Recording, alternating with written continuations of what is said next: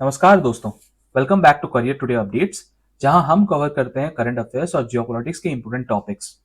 मैं हूं आपका होस्ट राहुल और आज हम बात करने वाले हैं एक ऐसे इंसिडेंट के बारे में जो पाकिस्तान के इंटरनल पॉलिटिक्स को हिला रहा है। यह है पाकिस्तान की तरफ से यूके के डिप्टी हाई कमिश्नर को सम्मान करने की खबर। और वजह है एक वायरल वीडियो जिसमें Pakistan army chief general Asim Munir पर अटैक की बात की गई है। यह वीडियो ब्रैडफोर्ड यूके में एक रैली का है जहां इमरान खान के सपोर्टर्स जमा थे। पाकिस्तान ने इसको सीरियस थ्रेट माना है और जांच की मांग की है। लेकिन क्या ये सिर्फ एक थ्रेट है या इसके पीछे कोई बड़ा जियोपॉलिटिकल गेम चल रहा है? आज हम इस न्यूज को एनालाइज करेंगे, इसके हिस्टोरिकल बैकग्राउंड को देखेंगे और समझेंगे कि ये पाकिस्तान के लिए क्या मायने रखते हैं। चलिए शुरू करते हैं। दोस्तों, सबसे पहले ये समझते हैं कि क्या हुआ है।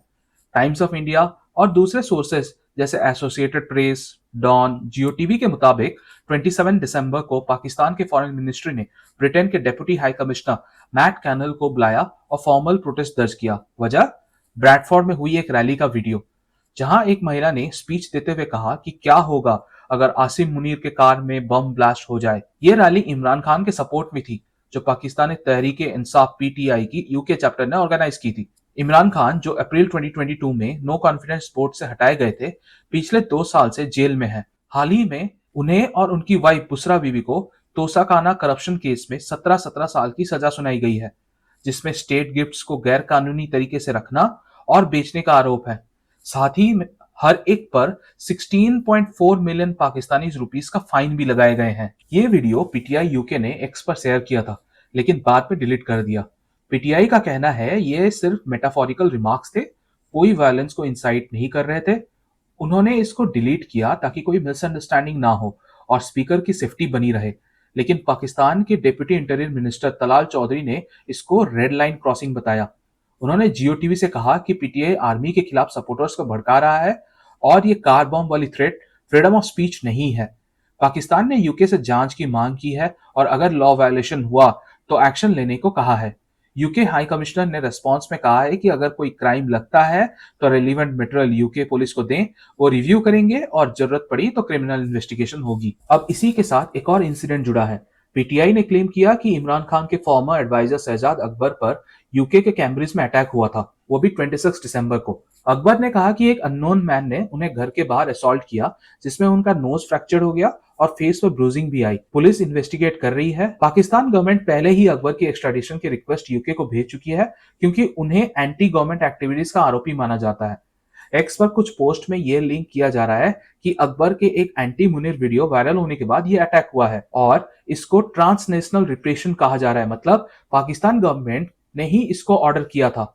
एक पोस्ट में तो डोनाल्ड ट्रंप को टैग करके कहा गया कि उनका favourite field marshal Asim Munir एक टेररिस्ट है।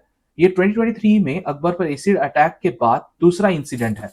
दोस्तों, अब आते हैं हिस्टोरिकल बैकग्राउंड पर, क्योंकि यह इंसिडेंट अकेला नहीं है, ये एक लंबी दुश्मनी की चेन का हिस्सा है। NDTV, the diplomat, times of India, India today, news 18 जैसे सोर्सेस से पता चलता है कि आसिम मुनीर और इमरान खान की दुश्मनी 2019 से शुरू हुई। मुनीर उस वक्त आईएसआई चीफ थे, इमरान खान के अंदर। रिपोर्ट्स कहती हैं कि मुनीर ने इमरान खान की वाइफ बुसरा बीबी के करप्शन एलिगेशन की जांच में इंटरेस्ट दिखाया, जिससे इमरान नाराज हुए और सिर्फ 8 महीने बाद मुनीर को हटा दिया। ये पाकिस्तान हिस्ट्री में रेयर था, क्योंकि आईएसआई चीफ को इतने जल्दी कोई नहीं हटाता। फिर 2022 में इमरान को नो कॉन्फिडेंस से हटाया गया और इमरान ने आर्मी पर आरोप लगाया कि उन्होंने इसको ऑर्केस्ट्रेट किया। नवंबर 2022 में शहबाज शरीफ गवर्नमेंट ने मुनीर को आर्मी चीफ बनाया।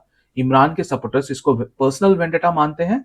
2023 में इमरान के अरेस्ट के बाद पीटीआई ने आर्मी हेडक्वार्टर्स पर अटैक किया, जिससे सिविल मिलिट्री रिलेशनशिप और खराब हुए।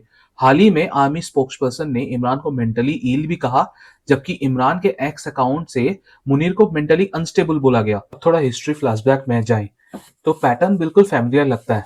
आयूब खान, जिया उल हक, परवेज मुशर्रफ सबको शुरू में वेस्ट स्टेबिलिटी का सिंबल माना, लेकिन धीरे धीरे डोमेस्टिक अपोजिशन, मीडिया और डायस्पोरा ने उनकी लेजिटिमेसी को अंदर से ही हॉलो कर दिया। आज आसिम मुनीर फॉर्मली एक इलेक्टेड पीएम के पीछे खड़े नजर आते हैं। खुद पीएम नहीं है, लेकिन जो असली पावर का सिंबल है, फायर उसी पर आ रही है। इमरान खान के स्पीचेस, पीटीआई के सोशल मीडिया हैंडल्स, सब जगह आसिम मुनीर सेंट्रल टारगेट बन चुके हैं। अब जब ये एंगर सिर्फ पाकिस्तान के अंदर नहीं बल्कि ब्रैडफोर्ड जैसी जगहों पर ओपन स्टेज पे आ रही है, तो इस्लामाबाद के लिए इसको इग्नोर करना मुश्किल हो जाता है। लेकिन सच बताऊं, इस्लामाबाद की असली टेंशन सिर्फ एक क्लिप से ज्यादा है। ये प्रॉब्लम है इमेज का, कंट्रोल का, नैरेटिव का। पाकिस्तान आर्मी खुद को हमेशा से फाइनल गार्डियन बोलती आई है। फॉरेन पॉलिसी उन्हीं के हाथ में है, इंडिया पॉलिसी उन्हीं के हाथ में है, सिक्योरिटी उनके हाथ में है, न्यूक्लियर बटन तक का नैरेटिव उनके साथ जुड़ता है। अब आसिम मुनीर उसी पुराने इंस्टीट्यूशनल पावर का न्यू फेस है। वो वॉशिंगटन, रियाद, बीजिंग जा रहे हैं, मीटिंग कर रहे हैं, दुनिया को ये मैसेज दे रहे हैं कि मैं हूं स्टेबिलिटी। अब इमेजिन करो, इसी आर्मी चीफ के खिलाफ लंदन, ब्रैडफोर्ड, टोरंटो की सड़कों पर लोग डिक्टेटर, मर्डरर वाले स्लोगन्स लगा रहे हैं। उनकी मौत के सिनेरियोज पर क्राउड ताली बजा रही है। इंटरनेशनल परसेप्शन पर यह सीधा ब्लो पड़ता है। पाकिस्तान ये बिल्कुल नहीं चाहता कि किसी भी फॉरेन कैपिटल में ये इमेज बने कि उनका field marshal overseas Pakistani crowds के नजरों में एक कंट्रोवर्शियल, अनसेफ, हेटेड फिगर बन चुका है। अब एनालिसिस करते हैं। सबसे पहले ये दिखाता है कि पीटीआई और मिलिट्री के बीच में प्रोपेगेंडा वॉर कितनी इंटेंस है।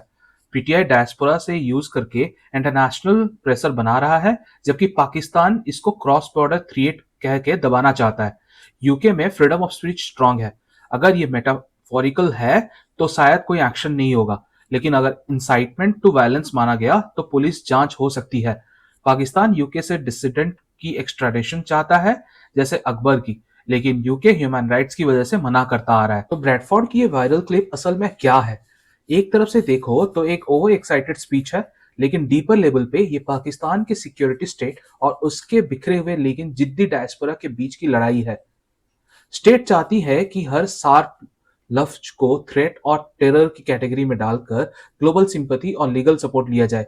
डायस्पोरा का कहना है कि अगर घर में हमारा मुंह बंद है तो बाहर की सड़कों पर भी बोलना पड़ेगा, चाहे आपको पसंद आए या ना आए। इस टकराव का इमीडिएट रिजल्ट क्या होगा?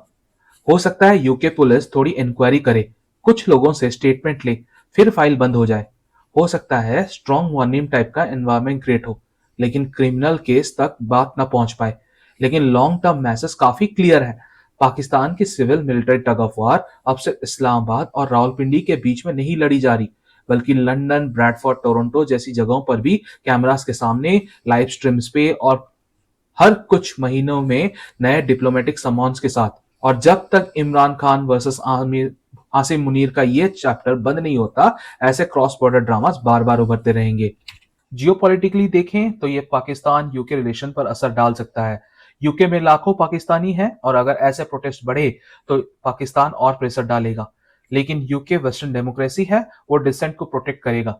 इंडिया के पर्सपेक्टिव से अगर देखें, ये पाकिस्तान के इंटरनल इंस्टेबिलिटी को दिखाता है, आर्मी वर्सेस पॉलिटिकल पार्टी की। अगर इमरान का सपोर्ट बढ़ा तो पाकिस्तान की फॉरेन पॉलिसी जैसे इंडिया या अफगानिस्तान के साथ प्रभावित हो सकती है। मुनीर की प्रमोशंस और कंफ्लिक्ट दिखाते हैं कि आर्मी पावर कंसोलिडेट कर रही है, लेकिन इमरान जैसा लीडर जेल में भी थ्रेट है। इंडिया के लिए ये गोल्डन अपॉर्चुनिटी है। पाकिस्तान खुद दहल रहा है, हम अपनी स्ट्रेंथ को बढ़ाएं, लेकिन सावधान, ऐसे टाइम में पाकिस्तान कोई डर्टी मूव भी कर सकता है इस टॉपिक को डाइवर्ट करने के लिए। दोस्तों, क्या लगता है आपको? क्या ये वीडियो रियल थ्रेट है या सिर्फ पॉलिटिकल स्टंट? क्या पाकिस्तान ओवर रिएक्ट कर रहा है? कमेंट्स में बताएं। अगर आपको ये एनालिसिस पसंद आया तो लाइक, शेयर और सब्सक्राइब करिए। अगली वीडियो में मिलते हैं किसी नए टॉपिक के साथ। थैंक यू और टेक केयर।